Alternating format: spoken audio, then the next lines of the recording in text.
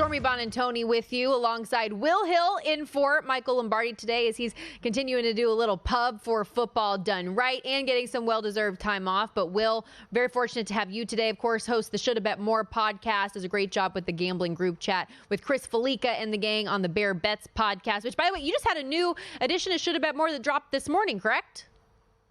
Yep, had JVT on this morning, talked NBA awards, had Iron Eagle on Friday, went around, bounced around between college basketball, NBA, NFL. It's always great to talk to Ian. So, yeah, have had some good ones recently. Check those out. But what I led my podcast with today, we're going to get into some NBA. To me, the Lakers, I talked about this yesterday on Lombardi Line. They were minus 140 to miss the playoffs. It's up to minus 170 or down to minus 170, however you want to phrase it. I still think that's bettable because they lost yesterday. They are looking right at a 10 seed. The rest of their schedule, the rest of the month, the March, the rest of February here, the next 9 games, it's a lot of Nuggets, Thunder, at the Kings. They play a bunch of good teams, the Bucks, the T-Wolves. They're only a few games over 500, and if they end up in that 10 seed, and Golden State does have an easy schedule, so I think they're going to get past here, the Lakers will. You're talking about winning 2 road games, maybe winning one at Golden State, one at like Phoenix or Dallas, who knows? To me, this Laker team just doesn't have it because they're only a few games over 500, and usually they're around this spot every time this year, or every time around February, March, they're around a play-in team with LeBron and Davis. But usually it's because one of those guys has missed 20 or 30 games. They've both been healthy, and they're still only a couple games over 500. To me, they're not making the playoffs, and it's probably it for LeBron winning titles. It's going to be a mixed resume for LeBron in LA because they won one title, they made another conference finals, but that one title, it was in the bubble, and I don't discount that, but there were no fans. It was during football season, so it's hard to say you won a title and it's been a disappointment, but if he only wins one there, and he is only going to win one there, it is kind of a disappointment that they didn't compete at least more when you have LeBron, you have Davis. So to me, Lakers to miss the playoffs, still a good bet in this spot. That is an interesting point because you're dead on. Usually it's because AD's missed God knows how many games in a season or whatever it is, but they've been largely healthy this year and still sitting there on the 9 spot currently in the play-in tournament spot. But hey, they played in the play-in last year and ended up making a Western Conference final, so you never know if they could get hot, I guess. But so looking at the Warriors too, who are sitting right there in the 10 spot, the 9 and 10, if you had to pick one of those teams to make a little bit of a run, you would say you would prefer to take Golden State than LA. I would. Schedule's easier, and I just think Curry's better than LeBron at this point. Curry's still a great player. Some of those younger guys have developed. Kuminga, Podziemski was a nice pick. That was a good find, a good value for where they picked him. Clay can still give it to you on certain nights. Draymond does what he does defensively, and again, the schedule. And I just think they've got the best player among the two teams. So I would say the Warriors could make a run. It's interesting. I don't know if you bet any awards. Like I said, I had JVT on the pod this morning, and he mentioned we went through award by award. He basically didn't like the favorite in any of these markets. He liked Holmgren at 5-1 for Rookie of the Year. He thought Finch had a shot at Coach of the Year at 2-1. So I'd encourage people to check out JV stuff. Go back, listen to that podcast, read what he writes at VSiN.com because he thinks there's some value here in basically all these markets. Are NBA awards? Is that something you get involved in at all? Not particularly, especially with this show. We're primarily football based, so that's where I'm looking at everything. And then I would say college hoops is my secondary to NFL, college football and spring football. College basketball would be next, and then NBA. But it is something that I've been paying closer attention to now that we're in the off season. But that's just a couple of weeks. It does surprise me that Holmgren is a name that JVT is looking at, just because it seems like Victor Wembanyama would have this sewn up, and I know he's a significant odds-on favorite. It's like $7 or something like that right now. I would find it hard to believe, barring an injury, that he didn't win that. No. Yeah, and JVT made a good case, though, that the team success for OKC could factor in. Holmgren is still putting up good numbers. Who knows? Wembanyama has missed, I think, 6-7 games. They do have that threshold where, hey, if he rolled an ankle, they'd be careful with him and keep him out a couple weeks, and then he wouldn't win this award, so maybe that's part of the angle.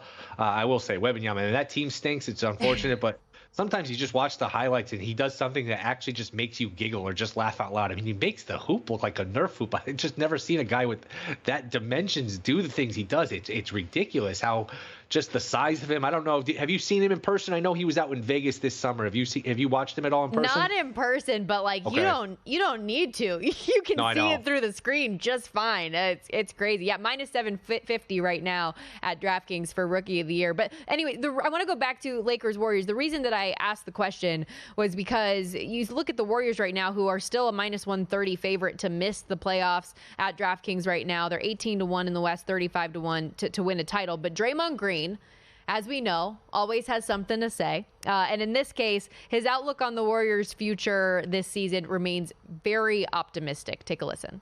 I 100% believe that we are legit title contenders this season. I don't see any team out there that we couldn't beat. Obviously, the cards got to fall in place. Obviously, a lot of things got to go your way. Obviously, you need some luck. That's just the nature of winning championships. But I don't see any team in the NBA that we can't beat and compete for a title. And mama, we still got that man. That's a hell of a line. Mama, we still got that man. And yes, you do. Right. Steph Curry is unbelievable. Right, although off shooting night yesterday, not often that we walk away from a game and seeing Steph going 1 for 10 from 3. But do you believe that what Draymond is saying, that this is a team that could make the playoffs and make a run, or is he living in delusional land?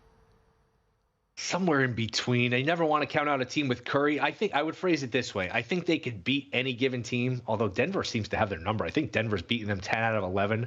I just don't know if, even if you get out of the play-in, you're talking about stringing 4 of these series together. Again, you could beat any given team, but beating the Nuggets, then the Clippers, then the Suns, then the Celtics, I don't know that they're beating all 4 again.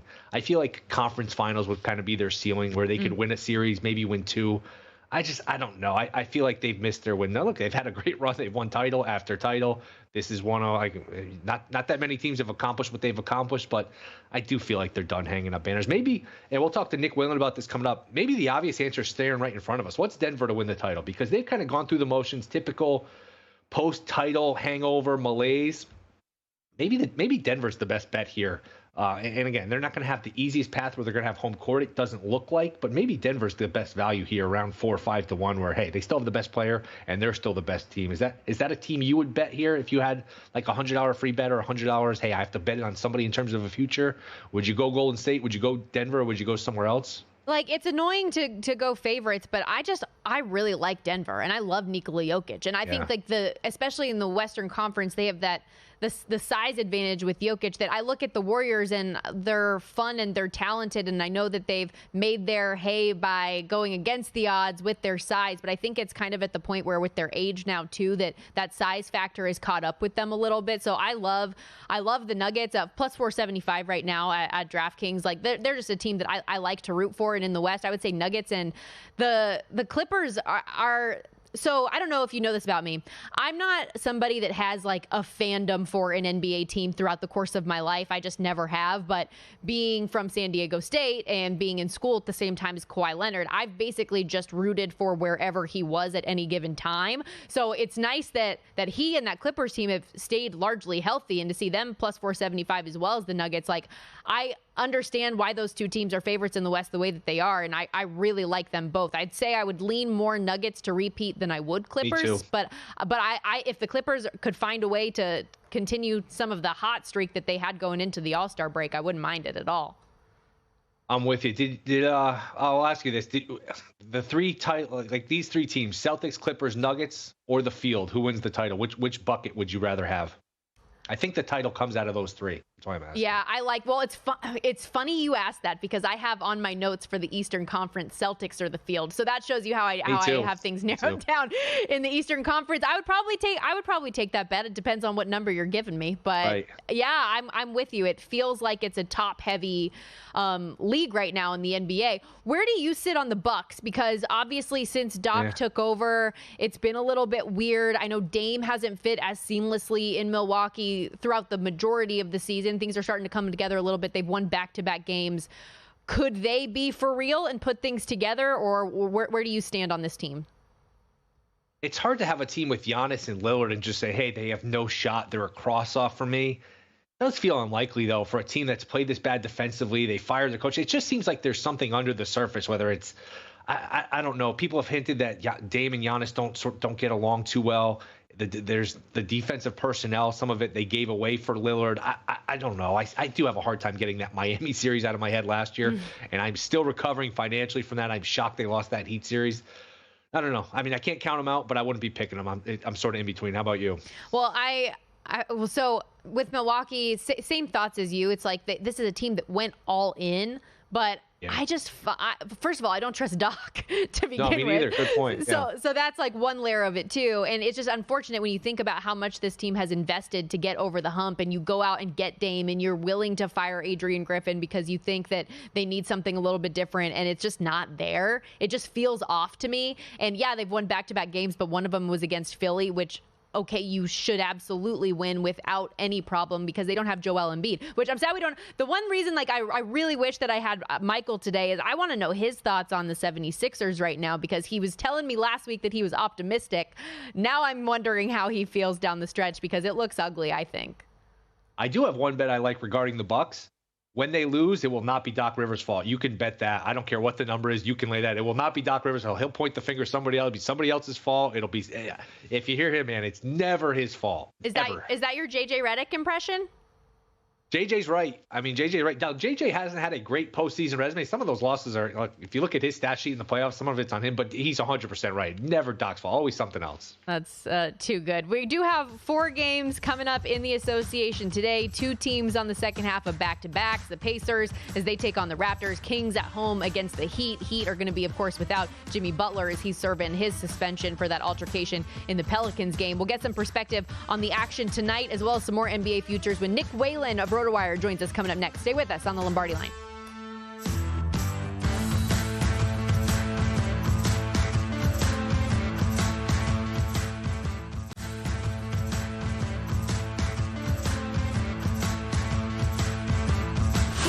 This is the Lombardi Line with former NFL executive Michael Lombardi. Now here is your host, Stormy Buonantony, on VSiN, the Sports Betting Network. Baseball is back, and what better way to hit off the grapefruit and cactus leagues than with VSiN's free MLB betting primer. This primer will tell you how to bet on spring training and continue all season long with our VSiN Experts World Series futures analysis. Our free MLB betting primer has basic baseball betting advice for those new to betting the sport, plus a breakdown on how to use sabermetrics for more data-driven bettors to make this your best season yet. Bet the MLB smarter this year. Download the free MLB betting primer now for free. VSiN.com/guide. That's VSIN.com/guide. This is the Lombardi Line. Stormy Buonantony and Will Hill with you on this Monday morning. Thank you for hanging out with us. Excited to continue some of our conversation in the association as Nick Whalen joins us, RotoWire senior NBA analyst. You can catch him on SiriusXM NBA as well. Nick, how you doing? We're in the second half, the so-called second half now, so things are starting to get real. They sure are. It's good to be back. Great to be talking NBA with you guys on a Monday afternoon. But yeah, it's really the final third of the season, right? There's kind of this misnomer out there that the All-Star break is the halfway point. Not true whatsoever. We got the stretch run already.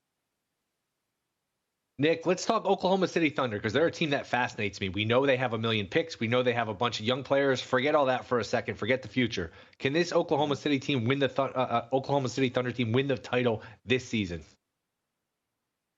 Can they? Yes. Would I bet them to do so? No, I would not. There's not a lot of precedent, as I'm sure you guys know, for a team like OKC with this core not really having much experience making even one postseason run. You know, historically in the NBA, unless you're putting together, a Boston Celtics or a Miami Heat super team, these things take time. You need players to coalesce. You need players to go through those runs, get there, fail a couple of times before getting over the mountaintop. So I think Oklahoma City absolutely has to be taken seriously. There's a reason that they're tied for the number 1 seed right now at 40-17 out west. But when push comes to shove, am I taking them over Denver in a 7-game series? Am I taking them over the LA Clippers if everybody's healthy in a 7-game series? I mean, even right now, guys, their potential first-round matchup could be the 3-headed monster that is the Phoenix Suns. And it's like, I don't know if I'm taking, SGA, Chet Holmgren, and Jalen Williams over Devin Booker, Kevin Durant, and Bradley Beal. So I would be surprised if we see Oklahoma City even make the NBA Finals this year. I think we could talk about that in 2025.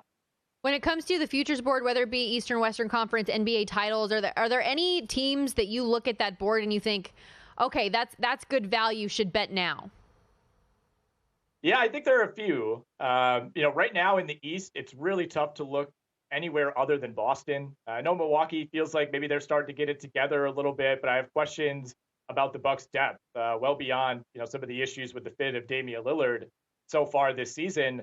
The two teams that have jumped out to me, guys, and I've been on this for the last few weeks. Out west, it's still the Dallas Mavericks. I know they took a tough loss yesterday to Indiana. That ended a 7-game winning streak for the Mavs, but I love what Dallas did at the trade deadline. I think they were one of only a handful of teams that went out and addressed exactly what they needed at the deadline. And that was, one, getting rid of Grant Williams, two, adding to their depth up front, not basically just having Derek Lively out there as a rookie, asking him to guard Nikola Jokic in a playoff series. So bringing in PJ Washington, bringing in Daniel Gafford, that makes me feel a lot better about the pieces around Luka Doncic and Kyrie Irving for this Mavs team. And just 2 years ago, guys, we saw Luka single-handedly drag a vastly superior version of this Mavs roster all the way to the West Finals. We know he's the type of player, one of only 3 or 4 in the league, who can single-handedly carry you all the way through a playoff series. So it's going to be tough out west. There's a reason that they're 28-1 right now at the DraftKings Sportsbook. But my favorite long shot out west,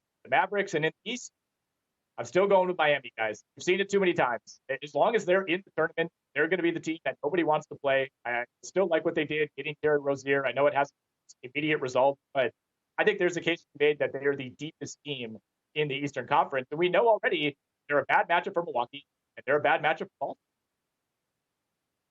Nick, a team I don't think gets talked about a lot for what's at stake is the Suns. When you trade that much for a player as old as Durant, you got to win the title and you got to win it soon. I'm skeptical they can stay healthy for 4 rounds. Do you think there's any value on Phoenix? Where are you at here with the Suns? Yeah, the Suns are down to 16-1 right now at the DraftKings Sportsbook. I'm not as out on Phoenix as some other people seem to be. I think they're in the same basket to me as a team like the Lakers, where you almost throw out what they do in the regular season. Now, I'm a lot more concerned about the Lakers than I am the Suns, but as long as the Suns, can emerge from that play-in zone, which I think they will. I think they can pass up New Orleans or Sacramento, if not both. They're one of those teams that nobody's going to want to play, right? I mean, Kevin Durant, Devin Booker, Bradley Beal, that becomes even more of an advantage in the postseason, right? You're dealing with 6-7-man rotations as opposed to what you're seeing in the regular season. So I actually do think there is a little bit of value on the Suns. I mean, they're a team talent-wise that stacks up well with anybody in the West. Nick Whalen, senior NBA analyst at RotoWire, joining us here on the Lombardi Line. And there's a 4-game slate coming up tonight in the association. Not quite as good as what we had yesterday, but still money to be made, I'm sure. Any game specifically that stood out to you as far as today's card goes?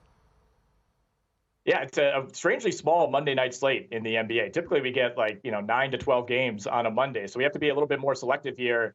I'm looking at the Pistons-Knicks game, and I'm staying away from the double-digit line in favor of New York. But I love Jalen Brunson, over 7.5 assists tonight. That's at -115. That's been one of my pet props all year. The number always seems to be hanging around 6.5, 7.5. And on the Detroit side of things, Jalen Duren, over 10.5 rebounds. Now, this one correlates specifically to how many minutes does Jalen Duren play. This is not necessarily a great matchup. New York's been one of the best rebounding teams in the league all year, but so is Detroit. Jalen Duren has gone over 10.5 boards, guys, in 19 of 21 games when he plays more than 30 minutes. So all we're asking of Detroit here, keep this game relatively close. Keep Jalen Duren in the game in the fourth quarter, because if he can get to 31 minutes, that seems the magic number. So I like the over 10.5 boards for him. And then I'm looking at the under 225 in the Heat-Kings game in the late window. No Jimmy Butler. Just got word about 10 minutes ago that neither Terry Rozier nor Tyler Hero will be available for the Miami Heat. Miami's already the best under team in the NBA, 35-21 to the under this season. They're 20-8 to the under on the road. Sacramento, they've been an over team, but 5-3 to the under when they're on the second night of back-to-back. Nick, Holmgren is up to 5-1 to win Rookie of the Year. Do you think he has a chance to get back in this race for a Rookie of the Year? Or any other awards you think have value right now?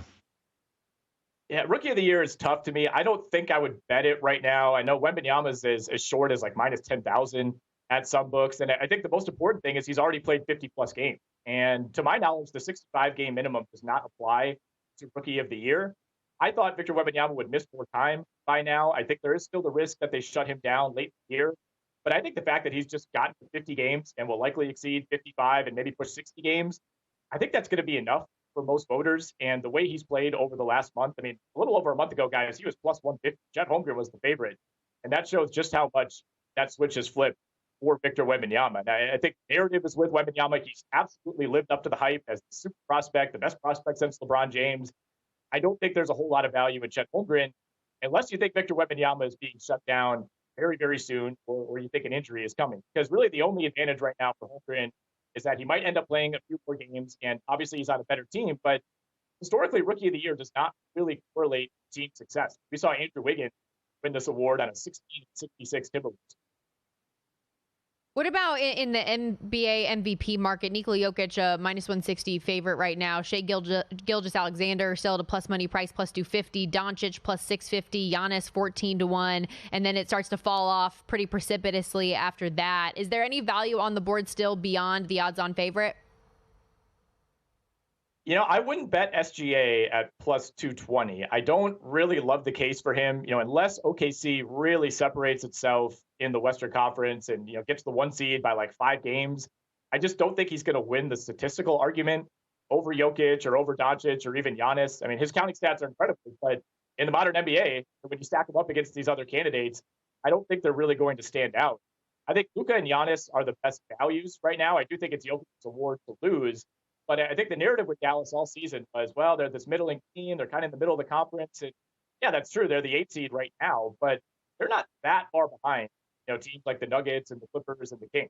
They're a couple hot weeks away from potentially climbing all the way up to the 4th seed in the Western Conference. So Luka's going to win a lot of the statistical arguments. I think if the team success comes along with that, getting him at 6, 7, 8-1, depending on where you look, I think that could be a good value. And there's still value guys at Giannis at 15-1. I mean, he's right there statistically with all these guys. Milwaukee, in my opinion, will likely finish as the 2 seed in the Eastern Conference.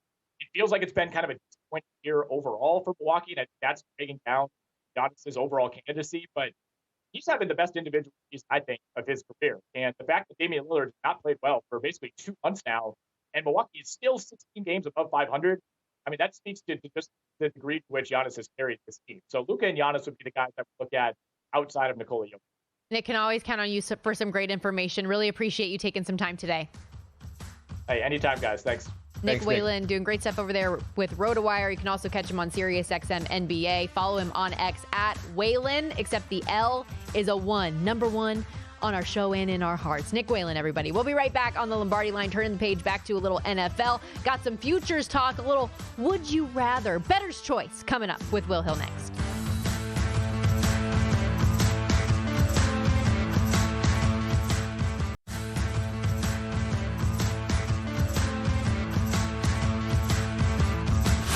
This is the Lombardi Line with former NFL executive Michael Lombardi. Now here is your host, Stormy Bonatoni, on VSiN, the Sports Betting Network.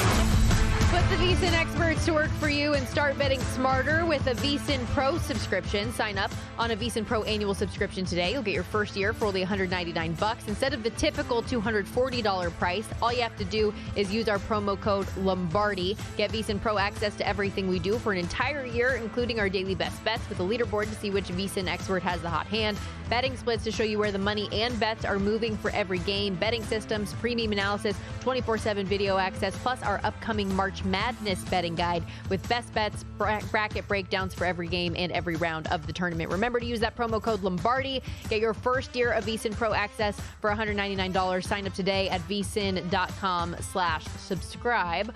Will Hill and Stormy Bonatoni with you as we welcome you back to the Lombardi Line. And you joked about it earlier, Will. It would not be a show with me if we were not playing a game. So get ready for Bettor's Choice. It's essentially a would you rather situation. We're going to look at either players, teams with similar odds, similar markets, team crossovers, what have you, and see would you rather bet this or this among the 2 options. Are you ready, sir? Can you explain the rules to me one more time? No, I'm ready to go. Let's do it.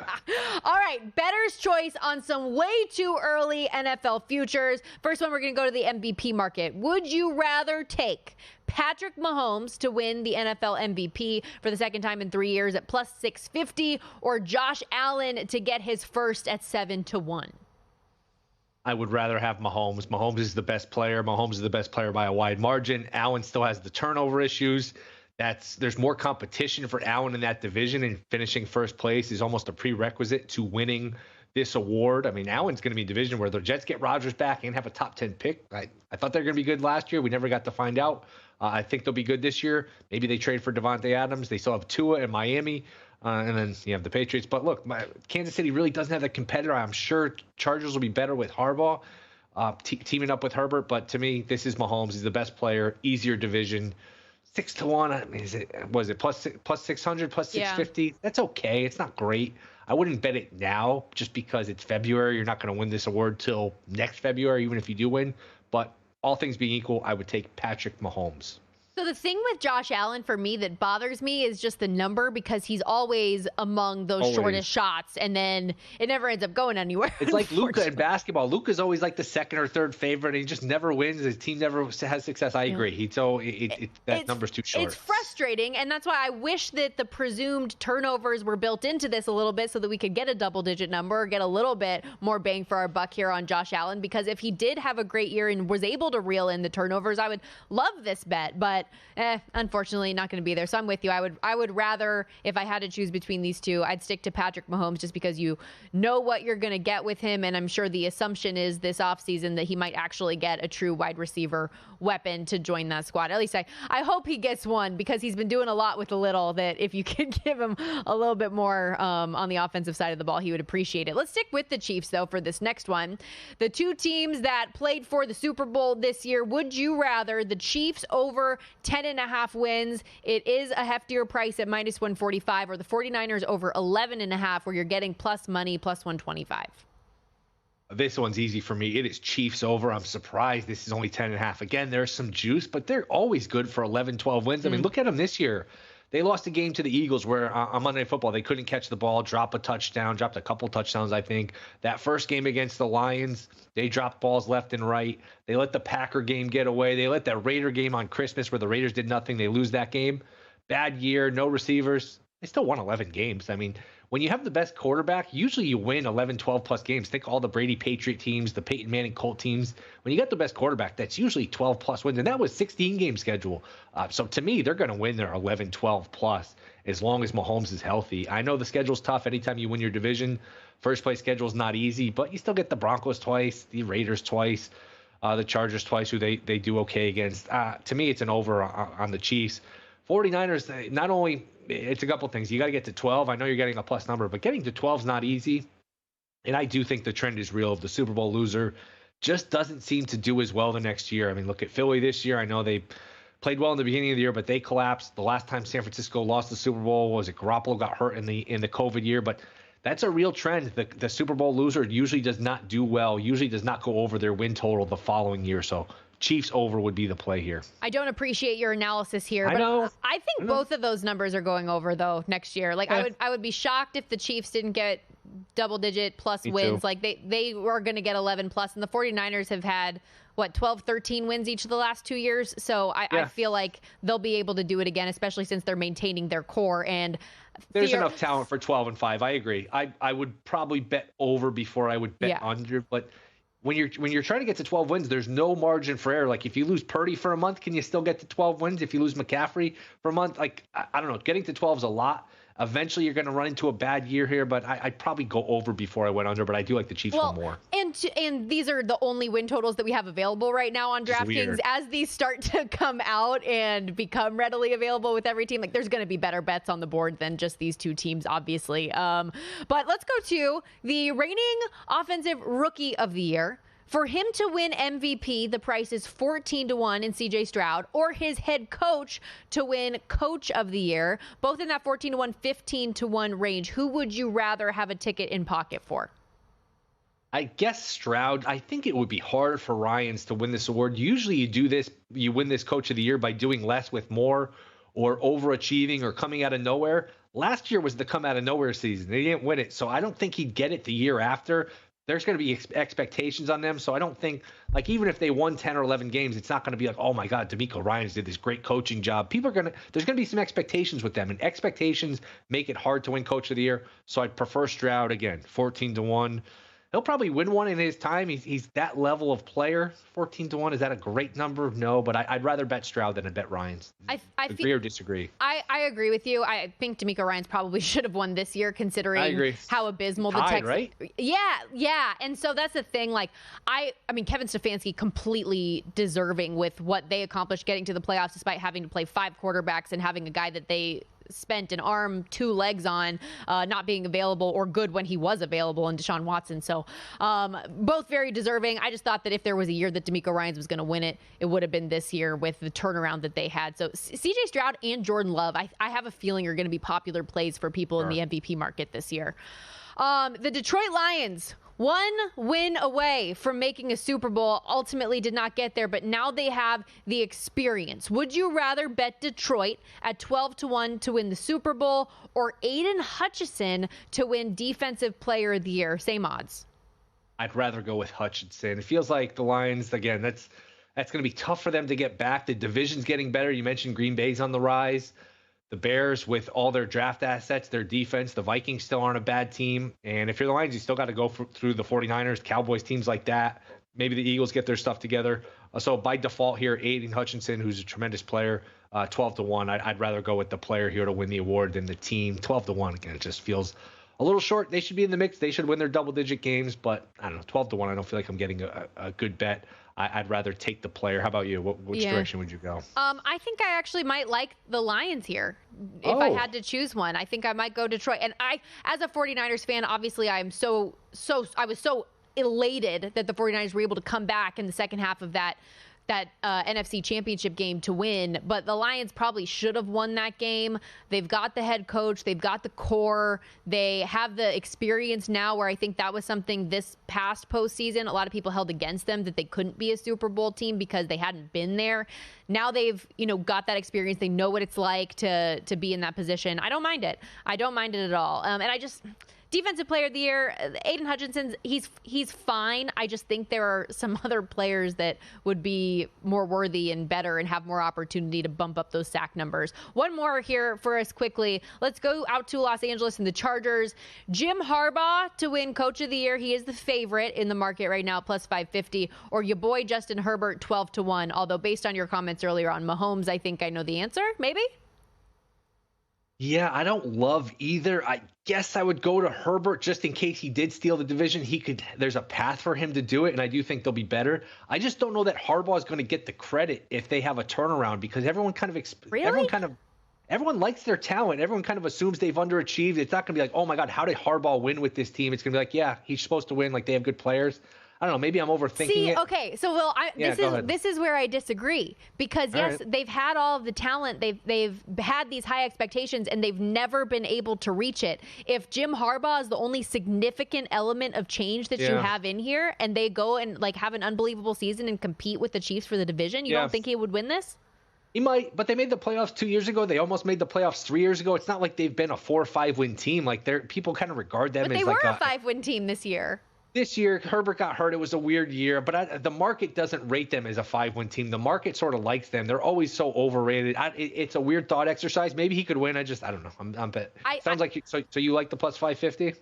No, I don't want to bet it, but I'm just saying I can see it. I can see the argument, and I think that the Chargers could be one of those teams that has a remarkable year one turnaround because of the guy they have at the helm, which possible. At plus 550 in a market like this, I don't want to bet that right now, but we shall see as we get closer. We're going to wrap things up with some of our best bets of the night when we come back, closing things out on the Lombardi Line.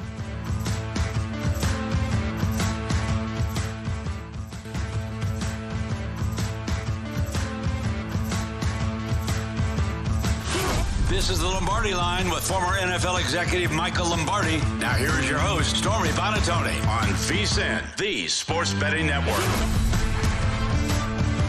This week on DraftKings Sportsbook, new customers can deposit $5 and get a no-sweat bet up to $1,000 in bonus bets if your first bet loses. Download the app and use the promo code VSiN when you sign up. VSIN, DraftKings Sportsbook. The crown is yours. Stormy Bonantoni and Will Hill with you as we wrap up this Monday edition of the Lombardi Line presented by DraftKings. And we're going to close things out today looking at the college basketball and NBA cards, giving out some of our favorite plays for the day. And in college hoops today, only really, I guess, 2 marquee games, if you even want to call them that. And you do have a bet in pocket in one. Will, what you got? I took the 2 touchdowns with Miami, plus 14 against Carolina. I just think this line's inflated. It's getting 14 in the conference games a lot. We saw that Michigan-Purdue yesterday, where sometimes these teams that are around the 1 line, they just get naturally inflated. Nobody wants to bet Miami. They've lost a bunch of games in a row. They're banged up. One of the better players, Packett's hurt. I think he's their 3rd leading scorer. These teams met not that long ago, February 10th, the day before the Super Bowl. 3-point game. This is still a Miami team that made the Final Four last year, made the Elite Eight the year before. This is not like DePaul or something. As bad as they played, they do have some talent. And I think there's some 3-point regression coming for North Carolina's defense where they've held teams to 28% from 3. You could say that's good defense. Some of the shot quality numbers suggest it's some variance. It's some good luck in their fortune. So, again, 14 is a big number. I'll take the points there. I haven't gotten to the point where I'm taking Baylor. I would hope for a 3. If I had to bet it right now, I take the 2.5, and that's in the other marquee game against TCU. It's just so hard to win on the road in the Big 12, but I think it's a good matchup. They thrive at defending the rim. They're good in transition. Those are things TCU does well. You get a Baylor team that's probably in a bad mood. Maybe they felt they let one get away the other day against Houston, a game they came all the way back in, lost in overtime. It was a really good game, a high-level game, almost like an Elite Eight type game with those 2 teams. So, but you lean to Baylor, but I did take Miami here, plus the 14. And do you have anything? I know you withheld a 23-1 parlay that hit from me yesterday for whatever reason. I don't know. Some people are calling it selfishness. I wouldn't go there. I wouldn't say that about you. But do you have anything that you've played so far? Well, I wish that I could put in the text message right away, like a guaranteed winner, lock of the day. Unfortunately, those don't exist. And I spared you from the losers as well. But I mean, there's only so much I can do here, Will. And like I said, so it's just a fun exercise. Do you and your wife ever do anything like that, though? I don't know. Does she like betting? Do you guys put together a parlay together on the weekends? Am I like psychotic for doing that with my husband, that's how we like have fun? She has betting accounts, but those are betting accounts that I like to I orchestrate and You're getting use for the free promotions. No. Yeah, there you go. Yes. Genius. Well played. Okay, so yesterday we had a 5-teamer come through. Today, I do have a few bets in the NBA, and again, like, take this with a grain of salt. This is me looking up very basic information and rolling with teams fading teams on back-to-backs and different things like that just feel good in the moment. And I did a 4-teamer that pays out around 12-1-ish with the Heat, despite not having Jimmy Butler, Tyler Hero, or Rozier out there against the Kings. Sacramento on the second half of a back-to-back. I'm taking the points with Miami. I've got the Grizzlies +2 against the Nets. I like a money line price on them too in this one, plus 114, plus 115, wherever you can find it. But I like the plus points with Memphis. I think that Knicks Pistons has blowout potential. Pistons worst team in the league, and it's not close. 8-48 on the year. They've lost 5 straight, or coming off a close loss to the Magic, which isn't anything to write home about. They're even worse on the road. So I think the Knicks should be able to cover the double-digit spread in this one. I have 10.5 in my parlay, but that's been bet up because I think a lot of people are thinking the same way that I am from that standpoint. And then I laid the 6 with the Pacers against the Raptors. Pacers won 4 of their last 5, 6 of their last 8 games straight up. 4 of those wins have been by 6+ points. I know both meetings this season have been closer, including Indiana's 2-point win over Toronto on Valentine's Day, but I feel like there should be a little bit more room in this game.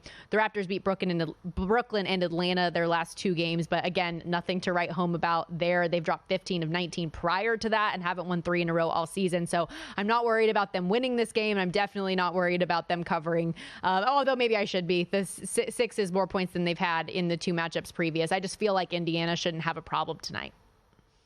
Sound like an NBA sharp. I think you're. Thank you. You're playing possible, but I'm not following the NBA. I'm not really betting it, and then you come out with all this NBA knowledge that you just drop on us.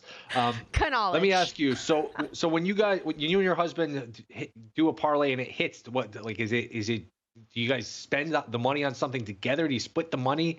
And if it loses and you're the one that cost the pick, like what is that dynamic like? Wow, I can't believe you're pulling out all the shots and really it's basically bragging rights. If somebody loses the other one, it's just like throughout the household, like, okay, you're the problem. Can't believe you cost us. I guess you're doing the dishes today to earn back your keep. Like, it's all fun in our house for sure. Usually, I mean, parlays are hard, especially when we're doing 5 or 6 games and you're taking some shots. Like I told you yesterday, we even did the 2-team money line underdog parlay. And so you don't go into it with the expectation that this is going to be a huge bet and we're definitely going to win. They're just little fun things that we do. Like yesterday. Do you have to agree on the picks though? Is it like, hey, I give 3, you give 3, or do you have to co-sign the pick? Okay. No, not at all. It's like, okay, what do you like? What do you like? And then we just put them together. And sometimes I'll tell you, there's a lot of raising eyebrows and we give each other grief about it. But then when it hits, it's like, I told you, I knew it all along. I'm a genius. You know, it's just the fun, I think, in the household thing to do. What sports does he bet? Together. Does he bet college and NBA? No, he likes NBA. He's not a big college. Okay. I do more of the college, and he does more of the NBA stuff. And then we both love football, obviously. So that's how our union hath come together. But is there anything that you like in the association today? Any of those games that you were looking at?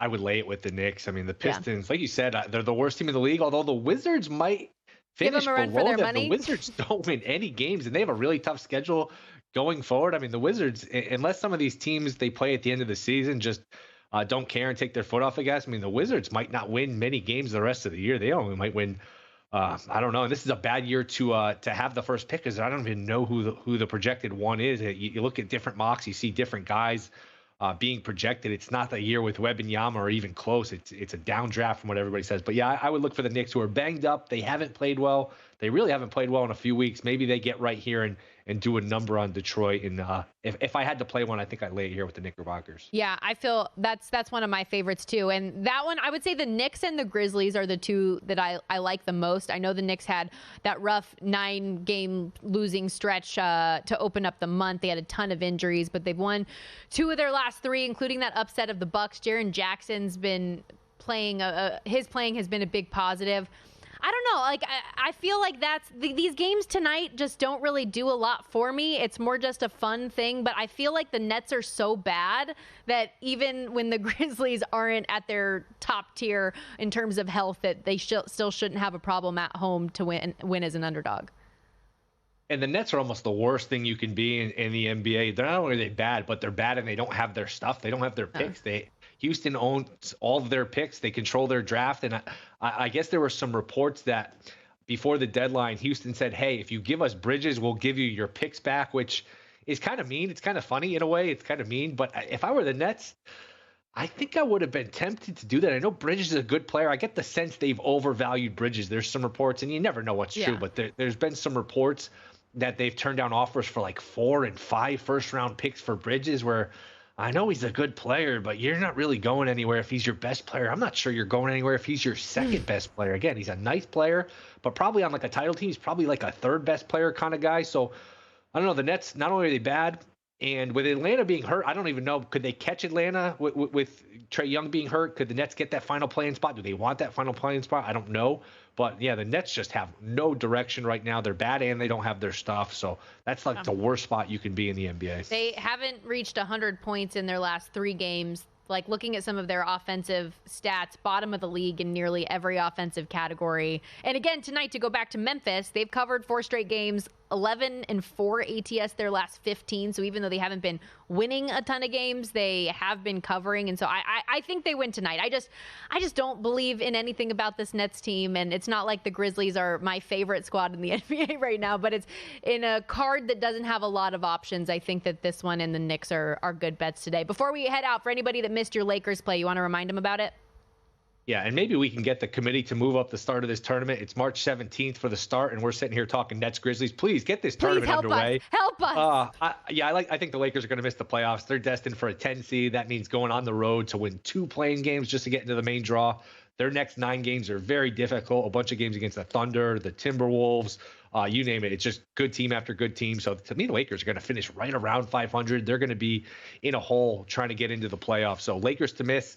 It was minus 140 yesterday when I gave it out on this show. Minus 170 now. I think it's still playable. I probably wouldn't go much higher than that, but Lakers are not making the playoffs. I love it. And we'll have more from Will Hill tomorrow and the next day as well, filling in for our guy Michael Lombardi while he's getting a little bit of time away. And remember, he has a new episode of the Shoulda Bet More podcast that dropped this morning. Him and our guy JVT, Jonathan Von Tobel, our senior NBA analyst here at VSiN, looking at some NBA futures and awards markets. That's a wrap for us today on the Lombardi Line. Coming up next on VSiN is Sharp Money. And if you're watching on DraftKings Network, Ross Tucker coming up after this.